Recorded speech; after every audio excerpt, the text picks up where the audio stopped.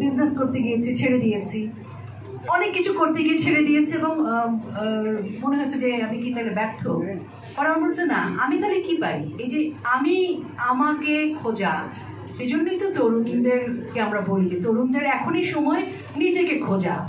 আপনি নিজেকে খোঁজার পরে আপনি দেখবেন যে আপনার খোঁজার তালিকায় হয়তো সুলাইমান ভাইয়ের কাছে গিয়ে ঠেকবে, হয়তো সাকিব ভাইয়ের কাছে গিয়ে ঠেকবে, অথবা জাহিদ আপার কাছে গিয়ে ঠেকবে, অথবা শান্তি আপার কাছে, শিল্পী আপার কাছে, অথবা এই যে পূজা আছে, আমাদের এর আগের সেশনে যারা ছিলেন, এরকম করে কোথাও না কোথাও গিয়ে আপনার পথ গিয়ে আটকাবে। তো ওনারা যখন শুরু করেছেন তিনি কিন্তু জানতেন না আজকের এখানে আসবেন, এবং ওনাকে আপনি ফেসবুকে বা ভিডিওতে দেখেন, তার মানে এই না যে উনি অন্য কিছু করছেন না, করছেন, আরও গুরু দায়িত্ব পালন করছেন। এই যে মানুষগুলোর পেছনের কাজ, পেছনের ইতিহাস, এই তরুণ থেকে ঝুঁকি নিয়ে নিয়ে আজকে এখানে এসছেন, এই তার মানে আমাদের আসলে সাহস, স্বপ্ন, ইচ্ছা, নিজেকে তৈরি করা এবং কোন প্ল্যাটফর্ম কি করছে সেই জায়গাগুলো আসলে খুঁজে বার করতে হবে। শান্তির খোঁজে নামতে হবে, সম্প্রীতির প্রয়োজন, সংলাপের প্রয়োজন। সংলাপ করবার জন্য আপনাকে জানতে হবে কোথায় কি আছে।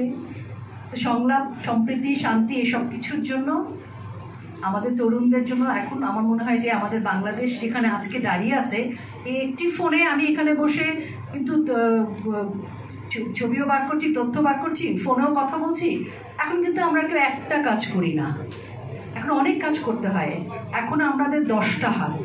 কেয়ার গিভার কেন প্রয়োজন? আমি যদি বাসায় বসে থাকি, আমার তো অর্থনৈতিক ক্ষমতা এমন হবে না, আমাকে কে অর্থনৈতিকভাবে সচ্ছল করবে? তার মানে আমার শিক্ষার যোগ্যতার কোয়ালিটি টাইমটাও কোথাও দিতে হবে। এবং জাহিদ আপা যে কাজটি করছে, উনি জেনারেশন তৈরি করছেন। সলমান ভাইকে আমরা মনে হচ্ছে যে ভিডিওতে আপনাকে একটা কন্টেন্ট নিয়ে কথা বলছেন, কিন্তু ওই কন্টেন্ট নিয়ে কথা বলার জন্য উনি যে জায়গাটায় দাঁড়িয়ে আছেন, যে কর্পোরেশনকে উনি সার্ভ করছেন, এখানে আসার জন্য অভিজ্ঞতা এবং শিক্ষা, অনেকখানি পথ পার হতে হয়েছে।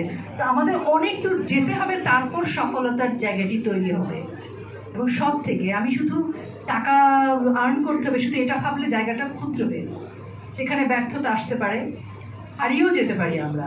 তাই মানে ভাবতে হবে যে আপনি কোথায় যাচ্ছেন, এবং সেই কাজটি দিয়ে কি শুধু আপনি একা উপকৃত হবেন না, আপনার পরিবার, সমাজ, দেশ। আপনি সফল হলে আপনার পরিবার, আপনার সমাজ, আপনার দেশ। এবং আজকে সাকিব ভাই, উনি আমরা বলছি এক্সপার্ট এন্টারটেনমেন্ট, উনি কর্পোরেটের একজন বড় কর্মকর্তা, উনি নাটক লিখছেন, কন্টেন্ট লিখছেন, উনি আমার মনে হয় গান লিখছেন কিনা জানি না, গানও লিখছেন। এই যে লিখছেন, তার মানে উনি সার্বক্ষণিকভাবে কাজের মধ্যে আছেন। তাহলে উনি সময় নষ্ট করেন না? করেন। আমরা সবাই সময় নষ্ট করি। সেই সময় নষ্ট করাটাও একটা আর্ট। সেটিকে শিখে নিতে হবে যে আমি আমার তারুণ্যের বয়সের সময়টা কোথায় কিভাবে খরচ করব। এটি খুবই জরুরি। আমরা একটি অথবা দুটো, আচ্ছা এই যে ও অনেকক্ষণ থেকে আমাকে ইশারা করেছে, আমি ইশারাটা ভুল করে ফেলেছি।